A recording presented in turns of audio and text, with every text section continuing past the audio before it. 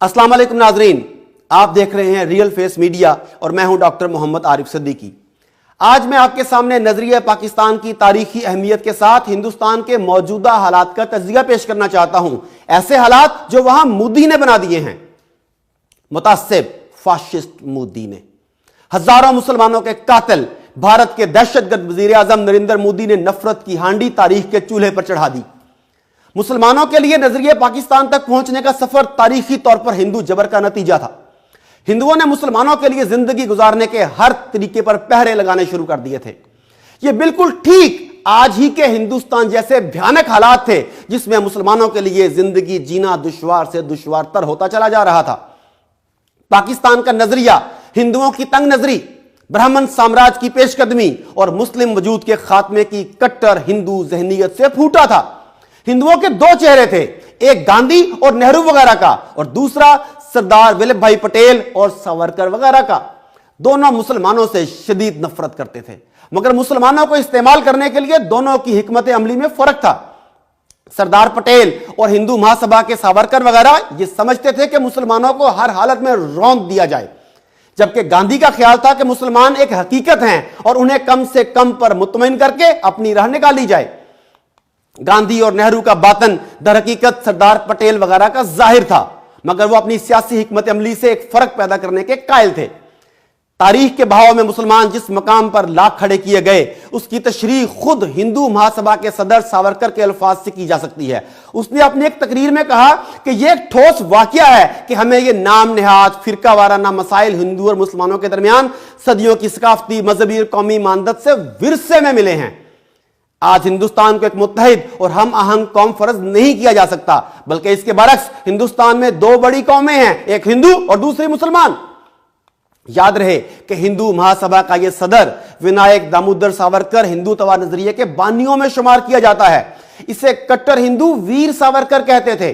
तमाम हिंदू इंतहा पसंद तंजीमें एक ही चश्मे से फूटती रही हैं। चुनांचे सावरकर बादशाह राष्ट्रीय स्वयं सेवक सिंह से मुंसलिक हुआ और भारत की मौजूदा हुक्मरान जमात बीजेपी इसी तारीख की आज सियासी वारिस है। यह कोई राज नहीं रहा कि गांधी को बिरला हाउस में कत्ल करने वाला नथुराम गोडसे इसी हिंदू महासभा से ताल्लुक रखता था जिसका सावरकर रहनुमा था। कत्ल की तफ्तीश में यह राज भी खुला कि नथुराम कत्ल से कबल ठीक उसी रोज सावरकर से मिला था। गोडसे ने गांधी के कत्ल के बाद जो मुहर्रिकात बरसर अदालत बयान किए वो ये थे कि तकसीम हिंद को रोका जा सकता था। गांधी अपने ख्यालात के इजहार में हिंदू मुफादात का लिहाज नहीं करता था। चुनांचे तकसीम हिंद के असूल के तहत जो असासे पाकिस्तान के हिस्से में आना थे उसे गांधी के कत्ल के जरिए रोका गया। खुद गोडसे ने इसका इजहार भी किया। इस नथुराम गोडसे का असल सरपरस्त यही सावरकर था। आज बीजेपी नासर को अपने रहनुमाओं और हीरोज के तौर पर पेश करती है। नाजरीन, दहशतगर्दी की असल वजह भारत के इंतहा पसंद हिंदुओं का यही कट्टरपन था। इसी को हकीमुल उम्मत अल्लामा इकबाल ने अपनी निगाह दूरबीन से देख लिया था और हिंदुओं की सोच में मौजूद मुसलमानों के खिलाफ इस बेईमाना तासुब का मुशाहिदा करना शुरू कर दिया था। अब जरा उस जवाहरलाल नेहरू को भी जान लीजिए जो बज़ाहिर गांधी के रास्ते पर था, मगर अमलन उसके अंदर भी इसी इंतहा पसंदी के जरासीम पनप रहे थे जिसे वो हिकमत अमली के हथियार से छुपाता था। 1936 और 37 में मुत्तहिदा हिंदुस्तान में आम इंतखाबात हुए तो कांग्रेस नुमाया तौर पर कामयाब हुई। तब अमलन नेहरू मोदी में बदल गया। उसने दिल्ली में मुनक़िदा ऑल इंडिया नेशनल कन्वेंशन से खिताब करते हुए कहा, ताज्जुब है कि अभी भी ऐसे लोग मौजूद हैं जो मुसलमानों को अलग ग्रोह तस्वुर करके हिंदुओं से समझौता करने का ख्वाब देख रहे हैं। ये अंदाज़े फिक्र कुरूने वुस्ता में राज हो तो हो, मौजूदा जमाने में इसे कोई नहीं पूछता। नाजरीन, सावरकर और जवाहरलाल नेहरू के मुख्तलिफ हालात में मुख्तलिफ बयानियों पर गौर कर लें। इसके अलावा कुछ नहीं मिलेगा कि मुसलमानों को साथ रखकर मारा जाए या अलग करके मारा जाए। चुनांचे मुसलमान तकसीम की सूरत में पाकिस्तान के साए तले अलग हुए तो भारत ने पहले दिन से पाकिस्तान को निशाने पर रखा और तकसीम हिंद के बावजूद जो मुसलमान नेहरू और गांधी के ट्रैप में आ गए और हिंदू ब्राह्मणों के साथ रहे, उन्हें साथ रखकर भी उन्हें दायम निशाने पर बनाए रखा।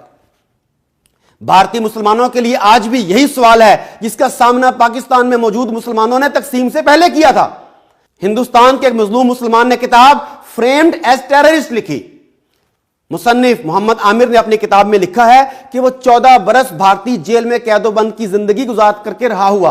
उन्हें दहशतगर्दी के फर्जी मुकदमात में गिरफ्तार किया गया और 14 बरस उसकी जिंदगी के चाट कर कहा गया कि वो बेगुनाह है।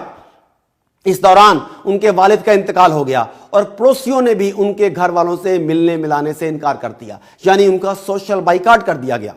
वो अपनी मां से लफ्ज बेटा सुनने को तरस गया। नाजरीन, ये वो भारत है जहां सेकुलरिज्म के अलंबरदार गांधी के कातिल का मंदिर बनाया जाता है और उसकी पूजा की जाती है और मुसलमानों से उनकी हुब्बुल वतनी के सबूत का इस्तफसार किया जाता है। यकीनन भारत ऐसे दौर की तरफ बढ़ रहा है जहां दो कौमी नजरिया भरपूर फरोग पा रहा है और दुनिया की यह बड़ी जमहूरियत इराक, सीरिया और अफगानिस्तान की तर्ज पर खाना जंगी के माहौल का शिकार होने जा रही है। मोदी की पॉलिसियां जारी रहीं तो वहां के हालात बता रहे हैं कि एक और पाकिस्तान जन्म लेकर रहेगा, जिसकी नजरियाती एहसास मोदी खुद सावरकर बनकर मुहैया कर रहा है। एक और नजरिया पाकिस्तान और एक और पाकिस्तान अब भारत की सरजमीन पर अंगड़ाइयां ले रहा है और जब तक ऐसा ना हो उस वक्त तक वहां के मुसलमानों और अकलियतों का तहफ्फुज हासिल नहीं होगा। आइए एक नया पाकिस्तान बनाने में इंडिया के मजलूम मुसलमानों की मदद करें।